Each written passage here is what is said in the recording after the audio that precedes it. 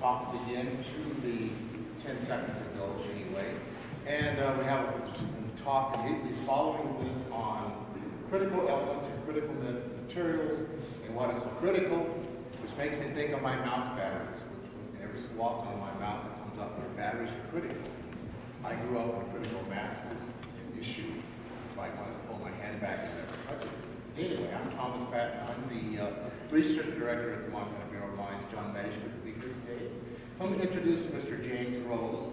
He graduated, he's got a talk on the geology and mining methods at J.M. Reef Platinum and Palladium Mineralized Zone, Stillwater County, Stillwater Complex, Stillwater Mine, Montana, Stillwater County. Stillwater County and James graduated from Fort Lewis College in Durango, Colorado, with a bachelor's in geology with emphasis on economic mineral deposits and mining. And he has since received a master's in hydrogeology from Montana Tech. He began his career as a field geologist with Vanderbilt Corporation and Stillwater PGM Resources, assisting with detailed field mapping of the platinum, palladium bearing J.M. Reef surface trend on the Stillwater complex. And that was in 1981 through 1983. After the field exploration program was complete, he became a mine geologist with the Stillwater Mining Company during the mine feasibility study, the mine development, and finally production at the Stillwater Mine. He was a mine geologist at the Stillwater Mine from 1985 to 1994, so he spent a lot of time in the dark. In 1994, James saw the light, came to Montana Tech, obtained a degree in master's degree in hydrogeology, and joined the Montana Bureau of Mines and Geology as a hydrogeological field technician, and he later became an assistant hydrogeologist. He couldn't stay in the light, he returned to the dark side. Stillwater Mining Company to go underground yet one more time, I think, from 2005 to 2010 as a mine geologist at the East Boulder Mine near Big Timber. He's a member of the not-so-exclusive MBMG Boomerang Club. He came, he went, he came back, so he's with us today. And one thing you might not know about James, he's got a little bit of a racing personality. He likes to race cars, autocross sports cars in particular. He has a little white car, a sporting car that he parks in the parking lot as far away from the students as he can. So, welcome, James, and thank you for presenting today. Great. Thanks, Tom. Well, thanks. Glad to see you all here.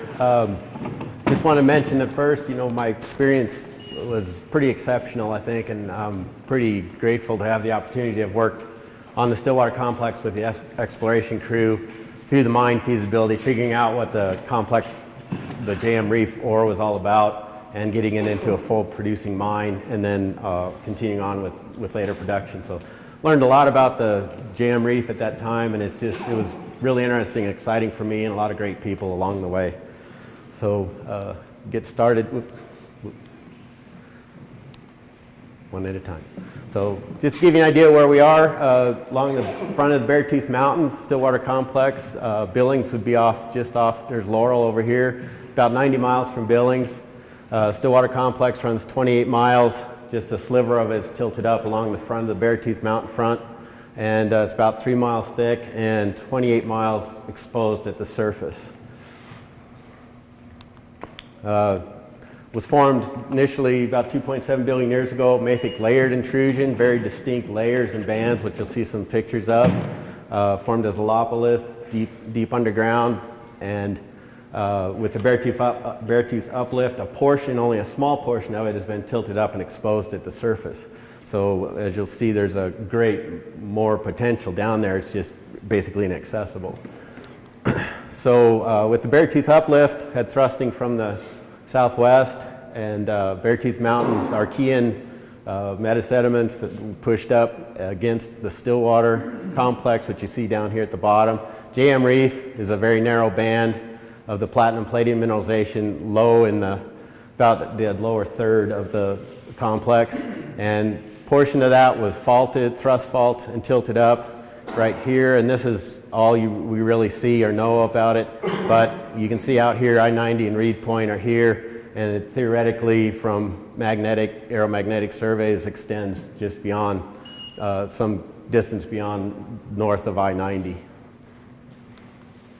So with that thrusting, this is a cross-section looking to the west at the Nye, at the Stillwater Mines original site at Nye, Montana, along the Stillwater River. And you can see here the JM Reef tilted up and exposed, and the number of thrust plates, thrust faults.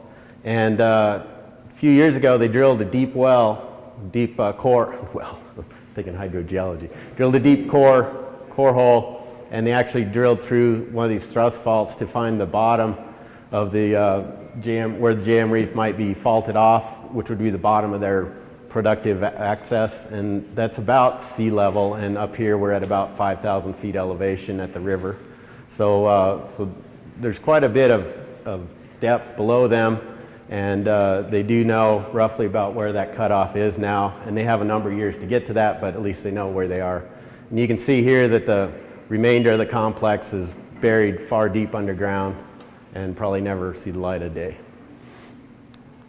So again, just looking from Billings, you can see the front of the Beartooth Mountains. Stillwater complex back behind the Paleozoic sediments that are upturned in front of the Beartooth, and it's roughly about where that snow line goes across this way. It extends over to the Big Timber area to the west. So looking down now, that end that's been tilted up and exposed at the surface, just looking down in a plan view, you can see here the complex with the basal sulfides, massive sulfides that were initially explored for copper and nickel potential.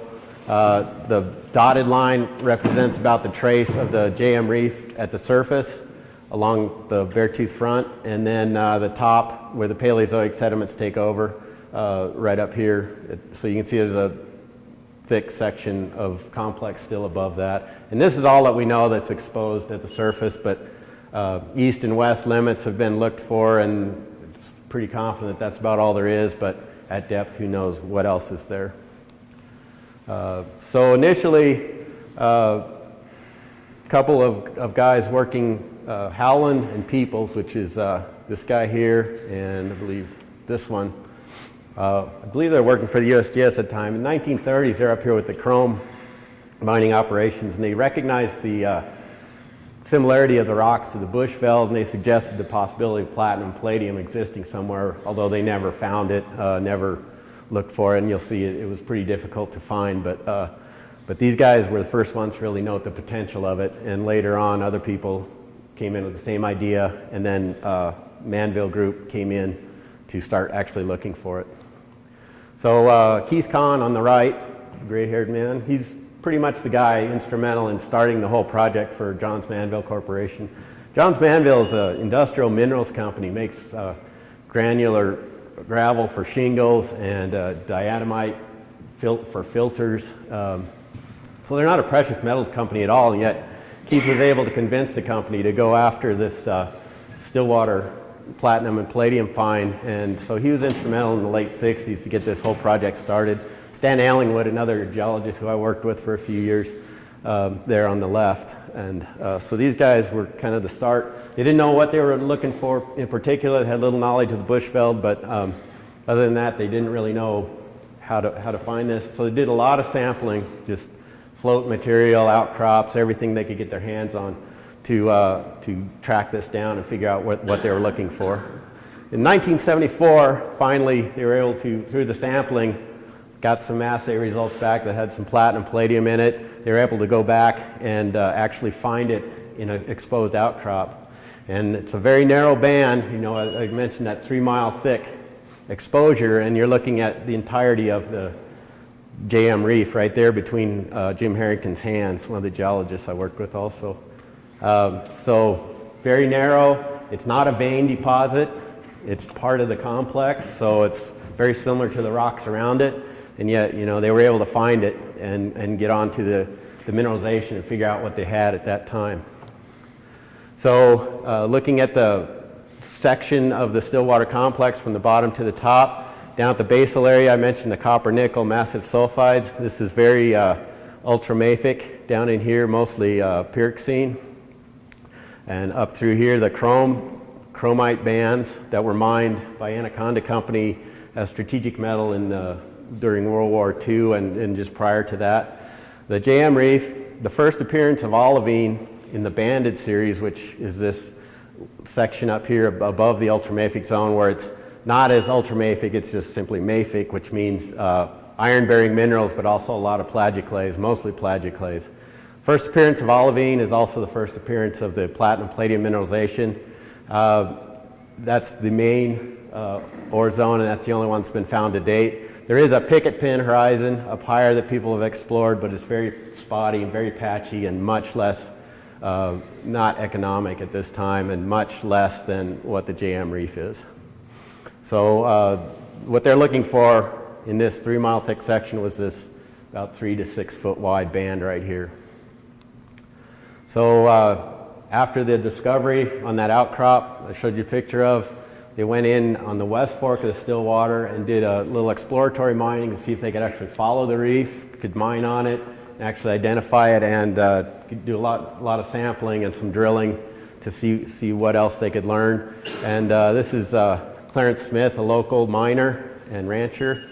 Doug Keith, one of the Manville geologists, and Bob Mann, a senior geologist who also had a lot to do with getting this project going and off the ground. So I came in 81. I was going to college in Durango and had the opportunity to come up and work as a field assistant for the summers. And so it was a great opportunity to work with some great people. And our exploration camp was Brass Monkey. It's located up on the Beartooth Mountains, right on the trend of the JM Reef exposure at 9,200 feet elevation.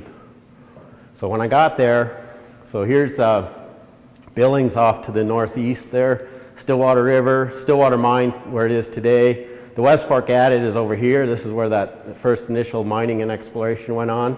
Brass Monkey Camp's up on the plateau up here, and later on I'll talk about another mining effort over here, a little test mining in the Frog Pond adit. And over here is the newer East Boulder mine that we'll also talk about a little. Here's the Boulder River that goes off to Big Timber up here to the north. So my first job was to dig snow out for putting a core drill in place. So that's my introduction to geology. So we get out there, this was middle of May up at 9,000 feet elevation. We dug out a spot to put a core drill in. The efforts when I was there was to map and find the continuity of the JM Reef exposure on the surface in detailed mapping, and also do some core drilling to validate the claims, get some actual intercepts of the reef and get some economic assay data back and validate those claims. So there's a big push on for these last 3 years to really get this all tied up and put together.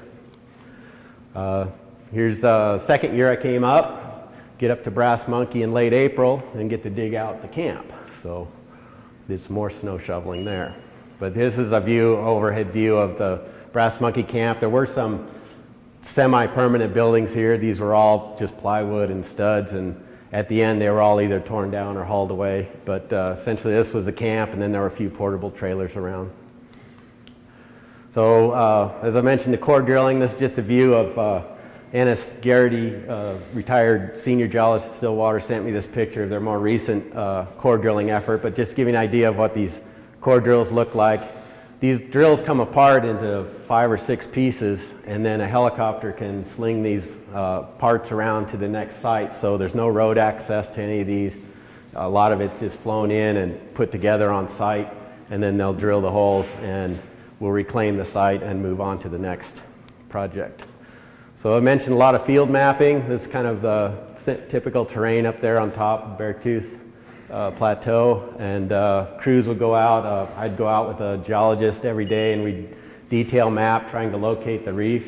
Now the problem with the reef is it's the olivine bearing band of the complex, and the olivines are highly altered to serpentinite and they weather very easily. So the JM Reef, the troctolite and orthosite zone that the reef was in, is actually weathered out and hard to see at the surface. The rest of the rock around it's much like granite, very hard. So there wasn't a lot of surface exposure, but what we were looking for was indicators of different sequence of layers below the reef and sequence of layers above the reef, and I'll show some pictures of a few things in a minute, but we'd work our way in until we could find that center piece about where that reef was supposed to be.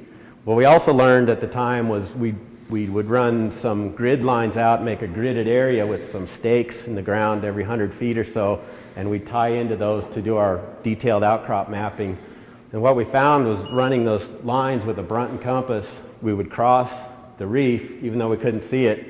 Our lines, that when they were surveyed in, all had this little kink deviation in them right at the crossing of the reef, so that really helped also to define exactly where that reef trace was. A lot of magnetite in the reef with the olivine alteration. So essentially what you're dealing with on the Stillwater complex is just a few mineral assemblages. You have two pyroxenes, augite and bronzite. You have plagioclase and you have olivine. And so it's just a matter of what combinations of those minerals you have that make up the different rocks present. So norite is just a plagioclase with a single pyroxene, bronzite in this case. Gabbro is plagioclase with two pyroxenes, bronzite and augite. Troctolite, derived from fisheye, which is the shape of the olivines, little rounded circles. They're black in this case. Plagioclase and olivine assemblages. Dunite, pretty much all olivine minerals. And anorthosite is pretty much just all plagioclase, so it's a very white, very solid, very dense piece of rock, and stands out very clearly on the surface. So again, for the exploration, we had Brass Monkey Camp up here, and then later on, the company bought Picket Pin Ranch down here, and this was another base of operations from which we did a lot of our work.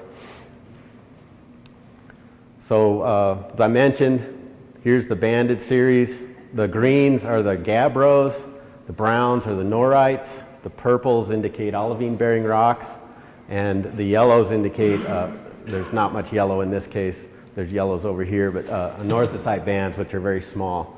But you can see this small section was detailed and mapped from drilling and from mapping into this section here, and this is what we were looking for when we were mapping the different characteristics of these particular rocks above and below the reef, and then also, if we could, we'd find the olivine-bearing reef zone at the surface. So this is probably the best known outcrop of the reef at the surface. The black part, as I mentioned, the olivines are altered black by serpentinization. So essentially this piece here, this is a norite, so it's plagioclase and bronzite, and that would be the layers above the reef. Everything's dipping at 70 degrees to the north. So north is to the right in this case, and you can see the dip angle right here. A little deceptive in the road cut. So it's kind of unremarkable rock, not too distinguishable from the rocks around it. It is a black stripe right through here, so it's kind of readily obvious, but in other places, it's much thinner bands. These are olivine bands, bearing bands right through here, plagioclase and olivine. In the middle are just plagioclase cumulates and also norites on the sides. So again, the main reef is this small section in here, and the mineralization, the troctolite and anorthosite zone, which is this package around about 30 to 50 feet around the mineralized JM reef, has up to 11 bands of olivine in it, and the mineralization is always found in the 5th band from the bottom, counting up from the bottom. But not all the bands are always present, but if you extend everything out, it tends to work out to be right in the middle. So here's a particular rock unit we were looking for. So this is a norite. It's called inch scale layering. It's very weird and very unique, which is like fascinating. A lot of the Stillwater rocks are just fascinating. Mostly plagioclase, rich in the white areas here, and then little bands with bronzite pyroxenes in them, and they're always in these double pairs, and they're spaced about an inch apart, and this goes on for a few feet, maybe 5 feet or so. But this is a very unique layering sequence above the reef, so if you find this when you're mapping, you know that the reef is down, down section from where you're working right here. Everything was helicopter supported, so got a lot to, as I mentioned, moving the drills around up there, and then also moving the geology crews, the surveyors, all the supplies and things were flown into different places. We could drive to the camp, but from the camp we would move out in helicopters, so it allowed us a lot of access to a lot of areas very quickly, and of course gave some really spectacular views. And I have to apologize for the pictures. This is old school stuff, this is slides and photographs and a failing camera at the time, so a little fuzzy, but kind of give you the idea of the terrain up there is pretty rugged. So you know the true geologists are working on the claims. All the claims were named after some form of beer from around the world. A lot of the guys were international exploration geologists, so they brought in their own special flavor, and there will be bottle caps nailed to every claim corner so you know which claim you're on, so you know they're true to their craft. So I even got a little chance at doing some drilling myself. This is a small Winky drill, just a little 2-cycle like a chainsaw motor, running that, and I also worked on some of the other core drilling rigs at the time, so I got a little hand in everything during this exploration period. I also had my 15 minutes of fame. I was in National Geographic just by chance, some 900 photographs, and I'm here with Brad Williams, one of the geologists, and we're just looking at core from one of the drill rigs. So this is a picture of Main Street, Brass Monkey, and one of the things about working at the camp, the most dangerous thing, you see the volleyball net in the foreground. The most dangerous thing was Jungle Rules volleyball, where there was more twisted ankles and stitches than probably any of the work that was done up there. So kind of a dangerous thing to do, but a lot of fun. And even today, there were so many people that came through those years that worked up there. Even today, there's still a reunion of a lot of the exploration people. Every 4 to 5 years, they'll get together over in Livingston and just kind of share old times. And some of the people I know, some people I never met. So it's a great time. At the end of 1983 field season, we moved into a feasibility study. Johns Manville and Chevron Corporation at the time were the two companies involved in the exploration work. And Anaconda Company happened to own some chrome claims over at Nye, and some of those claims overlapped onto the platinum palladium JM Reef, and so they had done a little bit of exploration, mining, and tunneling over there. And they joined in, so it became a 3-company operation, but as you know, in '83 was a tough time for Anaconda. And we came over here to do a feasibility study to see, could we mine this economically? Could we learn about what was going on and predict what we would get for grades and be able to make a productive operation out of it? So at that time, I became a mine geologist for the company. And again, over here, down at the Stillwater Mine operation at Nye, this is where we moved to. The little tunnel they started was in an old mining area. The chrome mining is over here to your left, and this little tunnel started in. The JM Reef actually goes up this drainage right through here, up the hill, and so this tunnel goes in and runs parallel to the reef, and then we access it through different crosscuts, and did a lot of detailed mapping and tried to do some very tight precision mining. Similar to vein mining, but again, it's part of the same rock unit. And what's interesting is the mineralization will move between, say, just a pure northocite and over into a troctolite rock. It'll drift between these layers. So just because you find one type of rock doesn't mean you're going to be on that ore zone all the time. And what we were looking at was disseminated sulfides, and I'll explain that a little bit. At this time, a lot of the miners that came over through this startup period, through this feasibility startup period, were from Butte, so a lot of Butte miners. And we also had miners from Silver Valley in Idaho, Wallace and Kellogg area. So they came together, and of course they each had their different ideas of how to do things, which made it a little interesting at times as well. So did a lot of core drilling underground now. This is a little hydraulic electric core drill, and we did this from the footwall lateral, drilled over to the reef about 200 feet away, and drilled fans of holes about every 50 to 100 feet spaced out, just to see what the orientation of the reef was, get some grade information, and then we also use that to navigate all these drifts. When we were mining on the ore, we had maps of where the reef was intercepted and where we wanted to be heading in each of those cases. So you can see a fan pattern here. This is the main access lateral, so this is the main haulage way. The reef itself is over here. This is a crosscut that was cut across the layering to get over onto the ore. And you can see here very wide mineralization, ore grade intercepts here. You can see a little more spotty here, very narrow. So you can see the irregular nature of it, and that's what led to having to drill at such close spacing in order to find out what you really had. So lots and lots of core logging through this time, through the feasibility and also into the mining operation itself. This continues on today. This is just a photo that Ennis sent me of a class taking a look at some of the core. So here's a typical piece of core when you're logging. This is it's copper sulfide, but this is a fairly massive and high grade looking type of piece. It's not typical. What's typical is the disseminated little specks like you see over here. That's more like typical of what you'd find in the core. So you had to be pretty sharp about being careful about picking up everything that might be there. So this is more typical of what the grade and what the typical ore looks like at Stillwater. So in microscope, and again I mentioned we're looking at copper sulfides. You can't see the platinum and palladium, it's microscopic size, but it's always associated with the sulfides, and it's always associated in the same ratio. It's very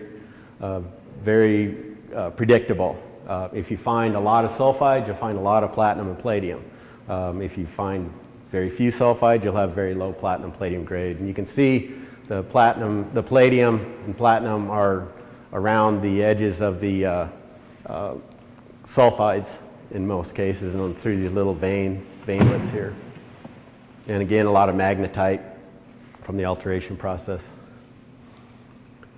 So just to explain a little bit about how things are mined, this is very typical of a mining operation, but here's that portal I was telling you about. So the portal was run in, and this is called the main haulage or the footwall lateral.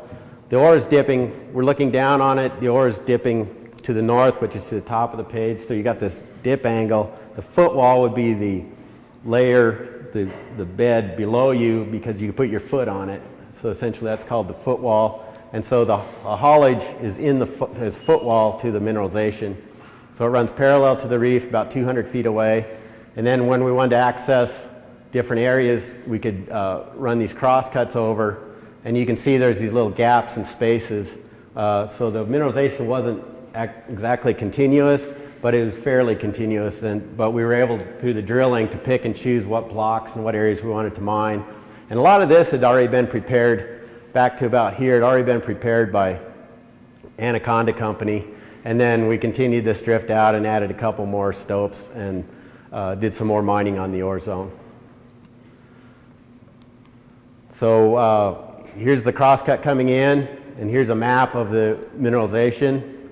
This is ore grade, so 0.3 of an ounce per ton combined platinum and palladium is considered low grade. 0.6 of an ounce per ton palladium and platinum combined is ore grade mineralization, and that's what this represents, is low grade and ore grade mineralization. You can see the drill holes come through here every 50 feet. Like I mentioned, we were using these to guide where we needed to be when we got to this area and what kind of grade to expect at that time. But you can see very thick, wide mineralization, and it just kind of fingers out and disappears, and then you've got virtually nothing, but a couple feet away, you have some pretty decent mineralization here. So the nomenclature for the rocks is by mineral abundance, very simple system. So this is plagioclase, olivine, cumulate minerals, and then P is for pegmatitic pyroxene minerals in the rock. This is plagioclase, bronzite, cumulate, so that's a norite. Plagioclase cumulate down here, that would be an anorthosite band right there. And you can see down here, outside, this is the olivine bearing rocks here, and the bottom of the olivine bearing units are right here. And then down into the footwall, down in some of this gabbro and norites, you can see that there are some masses of sulfides down in there as well. So it's all very kind of confusing and interesting. How did this form? what are the relationships to the mineralization and the different ore zone, the different layers of the complex, because the olivine units appear to cross-cut or disconformably cut across. These footwall units are gently dipping up to intercept the bottom of that reef, and the reef tends to cut that off, and yet the mineralization remains in the olivine and also extends down into the footwall as well. So it's all very confusing and interesting study.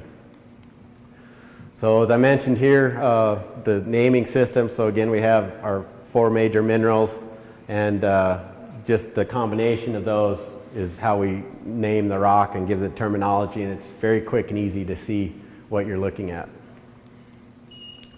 So during the feasibility study, we mapped every single round, geologists 1 inch to 2 feet scale, detailed mapped, put the red marks indicate where we saw the mineralization, and you can see in this case there's 3 distinct bands. In this case, this is the bottom. This is going east because the dip is leaning this way, so you can tell that your dip is off to the north, so you know that you're mining to the east. And down here is footwall rocks we call footwall, norites and gabbros and anorthosites, and you can see there's still a band of mineralization down here. This only happened when some of these layers were close to the reef. They didn't continue out. If you're many feet away from the olivine, you didn't find any mineralization in these rocks, but some of it was economic and we did mine on it. So we would map the face, we would take a channel sample across the middle of the face, we would take a channel, the rounds were 8 feet long, so we'd come back 4 feet, we'd take a channel sample in the back, and then we'd also sample the muck pile. That muck pile was hauled out separately to a pile out in the yard, and they were crushed and sampled, and then a lot of that rock was mixed together, loaded into a truck, and shipped off to Falconbridge in Canada, Ontario, Canada, for processing and refining to see what the recovery actually was, see if you could recover it, see what the metallurgy was, and to see if you could actually get the grade you thought you would get. Now, one truck driver during this time took a load of platinum and palladium ore to the border, told the guards that he had plutonium in the truck, and caused a little bit of a problem. So I don't know how long he was held there, but it was quite a while. So just another view. This is a west heading drift, and you can see here again the dots indicate where the mineralization was present. You can see it's kind of just weaves around, wanders around. It's not really sometimes there's a very precise, distinct line where it breaks off, and other times it just kind of disseminates out and just disappears.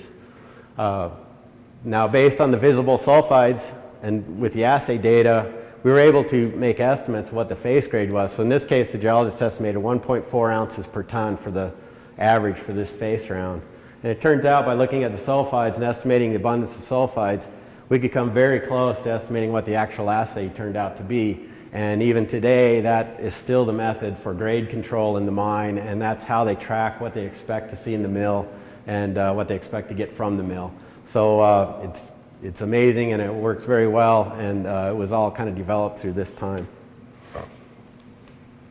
So again, mentioned the assays came back, and we put down, each of these indicates a face map that was mapped during the mining period, and then this is the ore width, or the face width, 10.9 feet and 2.09 ounces per ton. You can see over here 5.7 feet of 0.03. So you can see the irregular nature of it, and that's why through a lot of statistics and study, 50-foot center space drilling is still the norm today. A lot of intense drilling, but that's the only way that the statistics really work for ore grade estimation. So during the feasibility program, you can see the drift is mined out here. The colors indicate, down here is brown for the norite. Here's olivine-bearing rocks, some plagioclase. This should be yellow up in here. The color's a little off. But you can see kind of the mixed nature, how this seems to, each of these lines here represents a face that was mapped, and those faces were mapped, and then the geology was correlated between all of these. The dots you can see, and I tried to put some bars to accent it, You can see where the mineralization is. You can see how it kind of moves around. See a little bit trailing down here.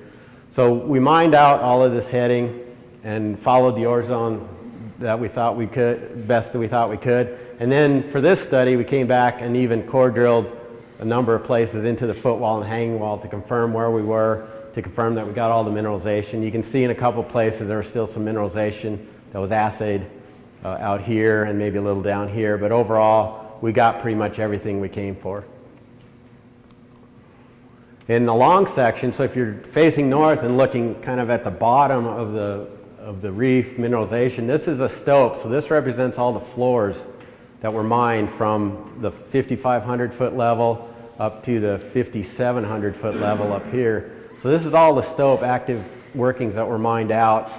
And you can see based on the assays and the face maps, this is kind of the shape you get of the mineralization. So it's just kind of this, kind of looks like puddles or pools almost. And so at the end of 1984 and into 85, the company took a break and analyzed all the information we'd collected. And this is a picture of Nye at the time, and decided to go ahead with a mining operation. So we were only off for maybe a few months waiting for the decision. It didn't take them long, so the information must have looked pretty good to them.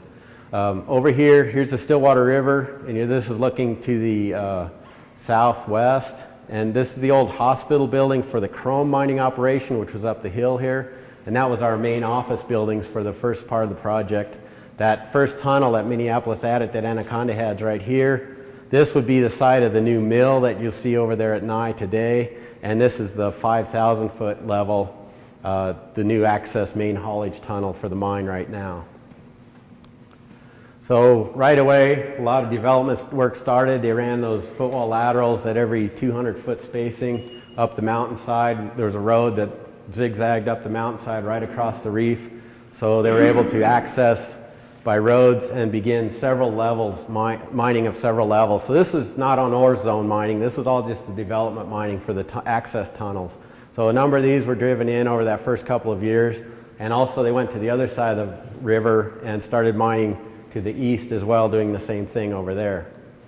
So here's that, just another view. Here's the old chrome operation, the old buildings for the mills up here. There's a little town site up here at the time. Here's the chrome zones I mentioned earlier. Here's the copper nickel sulfides.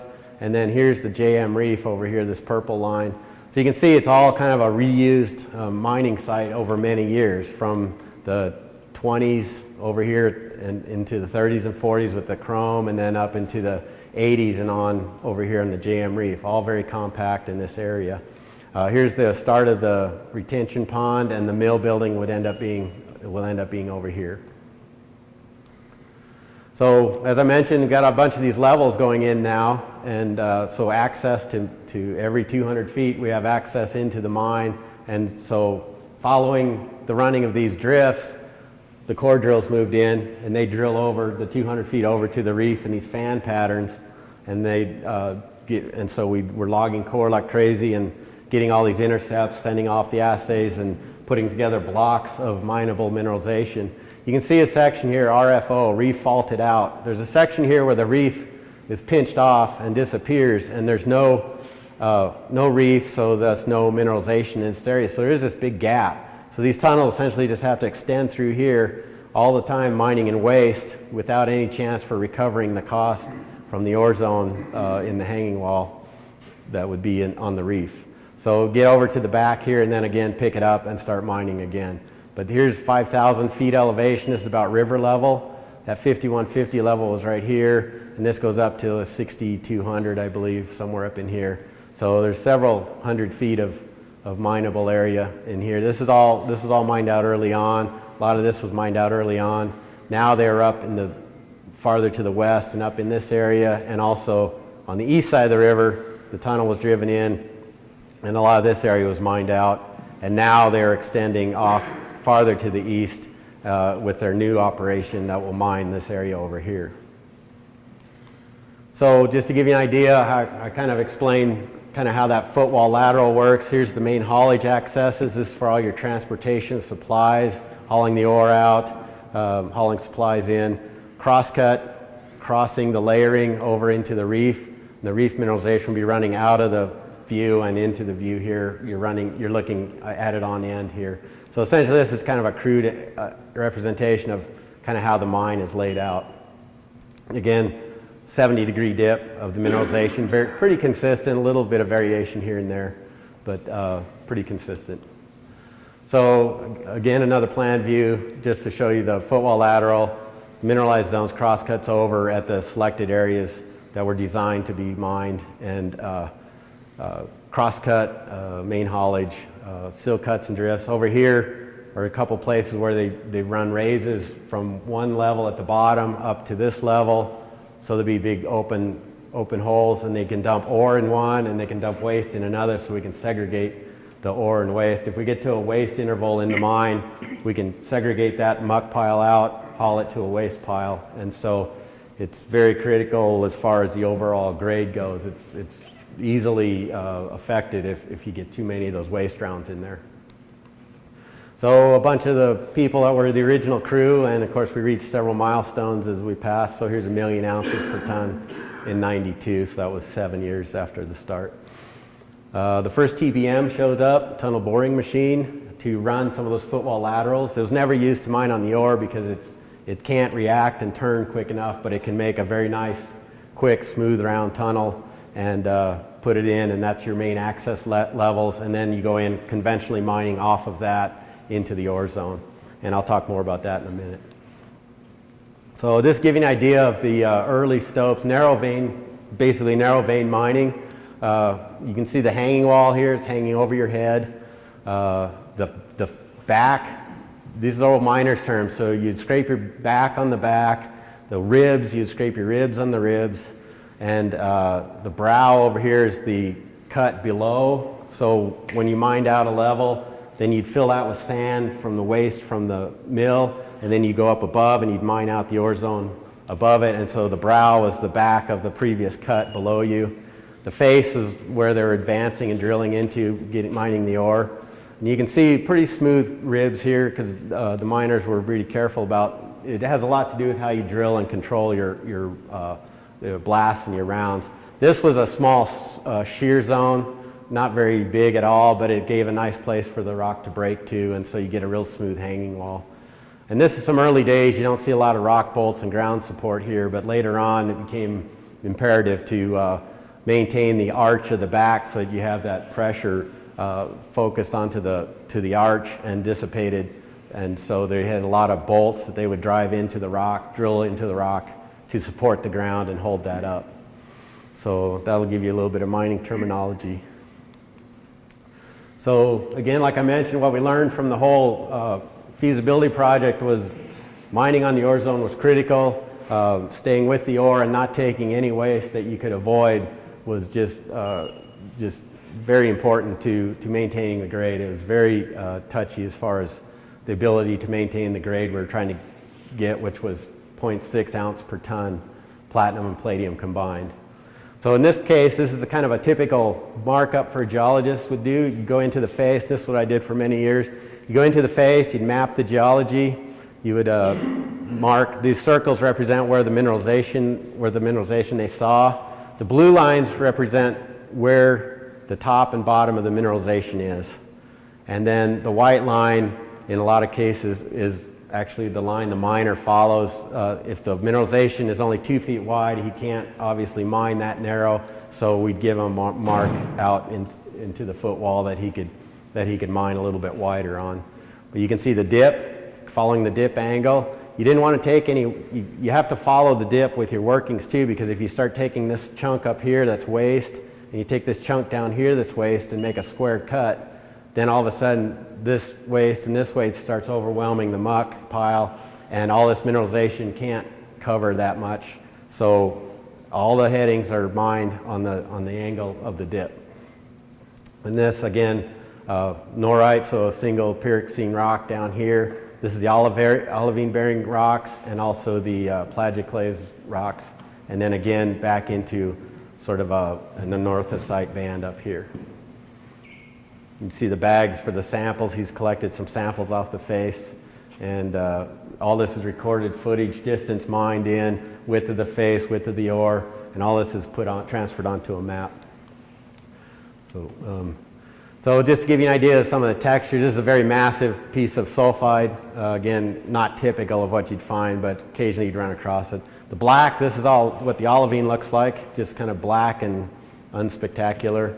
Over here is more of an anorthosite with a lot of little fragments and pieces of pyroxene that didn't quite crystallize into minerals. Just give you an idea kind of what a typical, and here's what this would be the contact between the olivine and the anorthosite. So just, again, very sharp contacts in general, but you know, distinctly different rocks, and that's how we mapped. So getting into the stopes where they're mining one layer on top of the other, climbed lots and lots of ladders. This ladder is going up. This will go up from the working level up into the working stope where the floor they're working on, and then it eventually will continue up 200 feet to the next level and come out up above. So climb up in here to get to your ore zone, to get to your mining activity. To the left and to the right are different muck chutes where the muck was slushed to, where it was brought into and dropped down to be loaded off at the working level. And so this is all wood timber cribbing, kind of the old style, similar to what happened in Butte and what happened in Silver Valley as well. So again, geologist sampling the face. Ennis Garrity spoke here last month, senior chief geologist for Stillwater for many years. Here's a picture of a more mechanized stope, the jumbo drill, which is an electric drill that actually wheel driven and driven into the face, and the rounds are drilled with that. You can see it's a little bit wider heading. You can take a little bit wider ore zone in this area, and you can see the geologist has marked up the hanging wall dip and the mineralization where it was seen. This is an ore round, and you can see the dip over here. This is in a slusher stope. It's a small bucket, kind of a dragline pulley system that's just a little scoop, and so you can mine down to about 4 and 5 feet wide. The jackleg drill that's been used for many years for miners, you put a drill steel on here, and that's how they drill their holes to load their powder, and they also drill the holes to install these. Here's one of these rock bolts I was mentioning for ground support. So you can see here, much narrower ore zone 5 feet wide, and again the dip. You can see it's very hard rock and very similar looking from a distance in a photograph. Again, just to give you a sense of what it's like underground, a couple of the miners. You can see some wire mesh they've bolted up to the back to hold the rock in place. Their jackleg drill over here to the side. And the geologists work with the same mining crews all the time, and there's a lot of really close communication with the miners about, was this ore, was this waste, where are we headed, you know, what direction do they need to drill, turn left or right, just how to maintain a good ore grade in the stope. And every stope was like this, and every geologist had their area to go to in the mine, and virtually every face, even today, is still looked at and marked by a geologist. And you have to have a good working relationship with the miners in order to get what you need done. So again, like I mentioned, all the crosscut coming in, and each of those faces is logged every day onto a map. So this is about 8 feet between each of these rounds. And again, you mark down your marked width, what your estimated grade was, and then if you took a sample, what the grade of that sample is. And we can follow the geology, and we can also follow, compare it to the drilling then. These are different levels of a stope. So down on the floor, the first floor would be your sill level. So it's plan view where it was mined out. You can see the ore grade mineralization. You can see there's some gaps in there, and it's kind of real potty looking. And then up to the third floor, you can see it's a little more broken up, and so we have bigger gaps in here that are waste and just more unusual shapes. And then as you get up to the fourth floor, just one floor above this one, so 8 feet up, the gaps are much bigger, much less mineralization. So some of these rounds may have been taken out as waste and segregated from the rest. Just another view. This is more continuous ore mineralization, again very narrow in a slusher stope, and different floors, different levels, and different shapes of the mineralization. The one thing, I don't know if you maybe heard a little bit, at Nye there's a thing called ballrooms, and it's a place where the olivine package gets very thick just for a small section, and the mineralization extends, and sometimes it's completely massive. This is all mineralized. In this case there's several bands of it, but it's all economic, and we can mine down in here. This might be 40, 50 feet wide here, and then all of a sudden you'll come back to a 6 foot wide mineralized zone again. So they're very isolated spots, but they tend to trend upwards as you mine up, and these are great. The mine loves these because high grade, lots of tons coming out, and just lots of recovery and lots of ore. The big problem becomes ground support when you have a space this wide open, so they have to install timbers and support for the back, because the olivine is all serpentinized and altered, and the serpentine is very soapy and slick on the fractured surfaces, and so this rock will tend to start falling apart on its own. So you have to be very careful with supporting the ground and holding up things until you can get up above and mine it out. So in mining methods, we've talked about a couple of them. We have captive cut and fill, which I mentioned was a slusher stope. It's very narrow, very focused on the ore zone, maybe 4 feet wide. They'll mine out about 200 feet each direction from the raise. So it's a low tonnage, but it's a high quality, high grade operation. Sub-level mining, where you take the muckers in and you take the jumbo drill in, like I showed you, the rubber tired vehicle in, and drill the face. You can get 6, 8, 10 feet wide on the wider sections of the mineralization. So you can get a higher tonnage production, but again, your grade overall is probably going to be a little bit lower. So it's kind of a balance and a trade-off as to what you can mix and match these mining methods and maintain your grade level for your mill operation. And then ramp and fill, kind of the same thing. High quality, high grade ore, and high tonnage production out of there. So here's a computer model of the footwall lateral accesses. These panels represent areas that have been stoped and mined. And you can see the kind of the blocky and spotty nature. There's some gaps in here that were not mined. This stope will probably continue up to this next level, 200 feet between these. They have tunnels or raises that have been excavated for ventilation, and this is also a place where they'll have other ones where they'll drop the ore and the waste down through the chutes. And you can see here a ramp for driving equipment up to access the ore at different levels. So just give you an idea of kind of how the distribution of the mine is. Not everything's mined. This area down here looks like maybe a new area, probably diamond drilling that, or core drilling that area to see what the mineralization's like down here, and then there'll be stopes going in here eventually. Here's a miner. Sometimes they'll drill out the back of the working and blast it, and you can see he's loading the powder in, and with the leads for the little electric blasting caps coming off here. The geologist's already been in and marked up where the ore is here, and you can see the line here. So he's going to follow this up. He's going to drill this up at that 70-degree angle and continue mining upwards. And this is how they move up to the next level. From this level's been mined out, so they'll blast a raise up here to the next level. They'll fill this with sand, and then they'll come in and mine in here. So you can see here just a crosscut coming in, the sill drift, the raise, the muck chutes for dropping the ore down, and the different levels as they go up, sand filling behind them from the mill cuttings. And then in this case, the access passageway goes out to the top. You have to have 2 ways in and out of these workings, just for ventilation and for safety.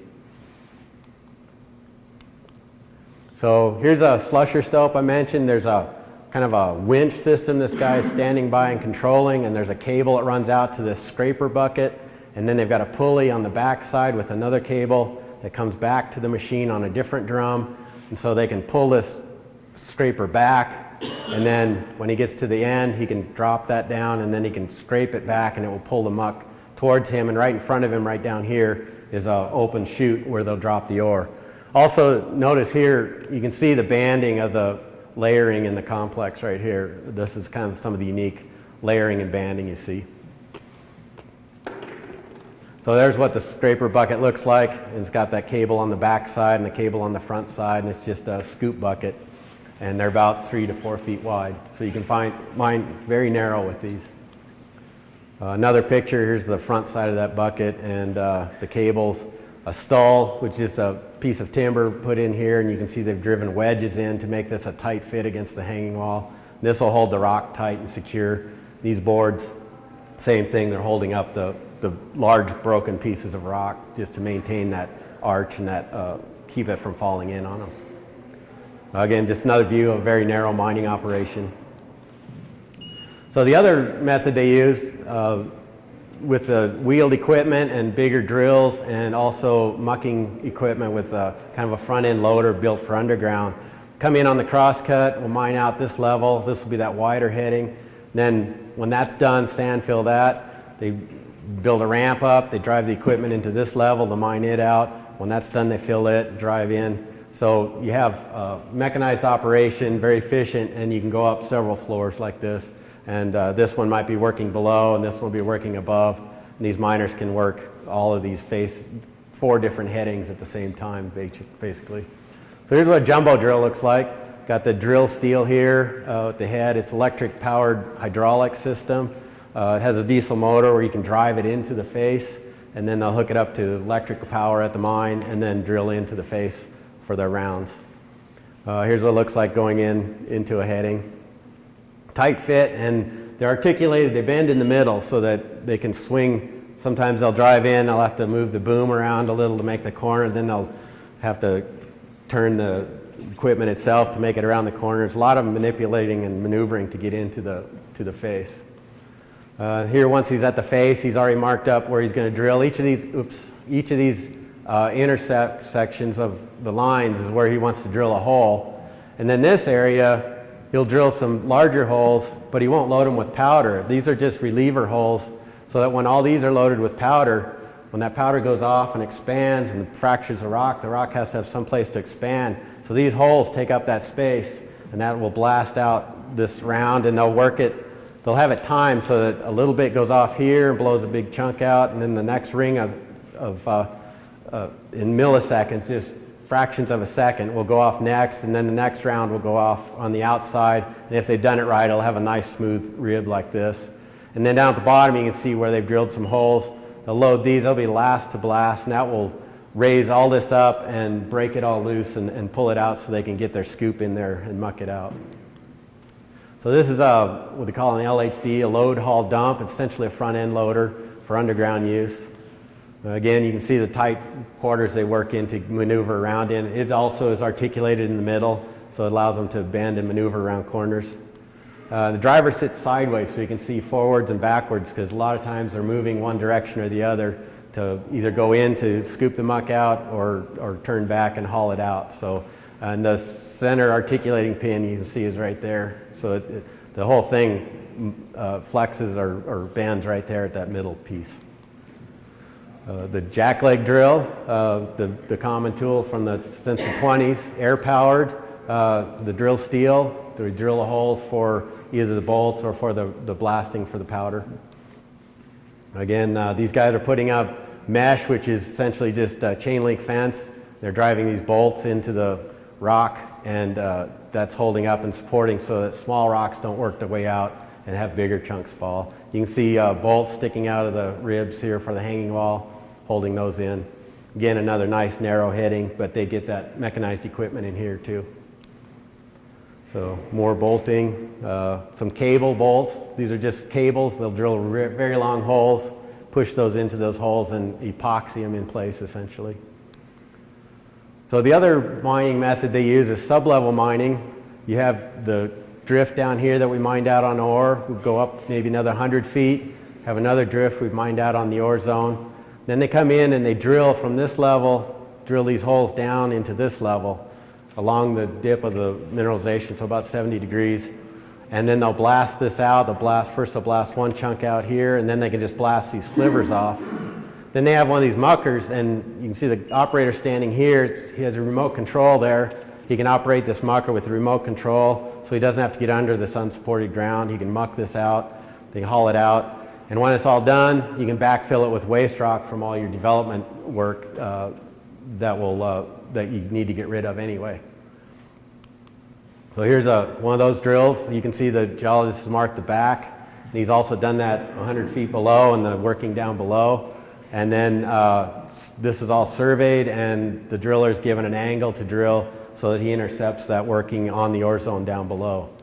And, here's one of those holes. These are all loaded, ready to go. This is that first hole where they have to make that raise, that opening from one floor to the next. You can see these holes are not loaded here. These are the reliever holes, and then the different rounds are in here, and these are the timed fuses. So each of these will go off at a different time. So the middle ones in here will go off first, and then around the outside these will go off next, and then that will be an opening from the top to the bottom. And when you see it's done, it's very nice, clean, slick cut. Again, the dip of the mineralization, and hopefully all this was mineralized in between, and you can get lots of tons and some decent grade out of this, as long as the ground and the hanging wall and footwall holds together. One of the problems a lot of times is that the big chunks of this rock on the hanging wall want to fall in and mix in with the ore. So again, just a loader driving down the drift. This is a 6-yard loader. This bucket's about almost 6 feet tall. So you can see some of the large haulage equipment they have underground. This is one of the shops underground. At East Boulder especially, they're so far in the mountain, the mechanic shops are underground, so this stuff doesn't have to come out to the surface to be worked on. They work on it down there. So here's a haul truck. Again, this one's electric at Stillwater, and it's, I don't know what size this is, but at least 15, maybe 20 tons. And train hauling the ore out.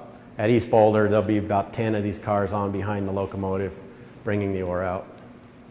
So at Stillwater, got Stillwater River, and I mentioned that early mining was over here, and now they've put in a shaft and they're mining down deeper levels. Here's where that thrust fault about in this area, and the new drilling, the new mining operation will be out in this east area. So moving over to the new mine that started around 2000, the East Boulder, Big Timber's up here, East Boulder mine's out here, the reef is along here, but you'll see that 2 TBM tunnels were drilled 15 feet in diameter each, 2.5 miles in to where the reef intercept is down here underground. And so that's the main access in and out, and then all the mining activity is done over in here, and they're working their way to the west to the Boulder River. Here's one of the tunnels, Tunnel 2 with the ventilation fans. The tunnel boring machine, and you can see all the trailing gear behind it, all the electrical equipment, all of the hydraulics, and a lot of their supplies and equipment are here. So this head rotates, these feet clamp out against the side of the drift, and then push this cutter bit into the face. It grinds up the rock, draws it inside. There's a conveyor belt that comes up here across. The train backs in here, they fill all the cars and haul it out. So they ran 2 of these in. One of them they ran in, and when it was done, its life was done. They parked it underground, took all the pieces they want off of it, and it still sits there. The other one they turned to the west, and it's still providing the footwall lateral to the west. So again, a picture just before it went underground. Here's the cutter head as it broke through into one of the areas underground. You can see the previous tunnel here. And this is not Stillwater, but I couldn't find a picture. But to get underground, the miners will get in cars similar to this, and you take a 20-minute ride underground to get to that shop area, and then you get in rubber-tired vehicles and drive to all the working places. So again, every day was started this way, and the end of the day, a 20-minute ride out. So you head into the tunnel and just sit back for your 20-minute ride. And East Boulder, the tunnels come in here. They'd be coming in from the back of the screen, and they were mining east and west, and their new work is going out into this area. The Boulder River Valley is here. From 1 ton of ore from all this work, so this is a small scoop bucket. You can see the miner standing there for scale. 1 cubic yard, you get about 3 gallons of processed material from the mill. Most of the crushed rock is sent back in, as mentioned, a slurry that's pumped back in to fill in the previous worked headings. And then some of the finer stuff they can't use is sent to a tailings impoundment. So from this 3 gallons bucket, they send to the refinery at Columbus, and you'll end up with, from this 3 gallons, from this 1 ton, you'll end up with about half of this coin of platinum. And at today's prices, we have 3 times the palladium to 1 time the platinum, so $525 for palladium and $829 for platinum. You'll end up with about $300. So massive scale is what makes up for it, and the prices are very low right now. So that's really a critical number for them. That's very low for being able to operate profitably. And that's it.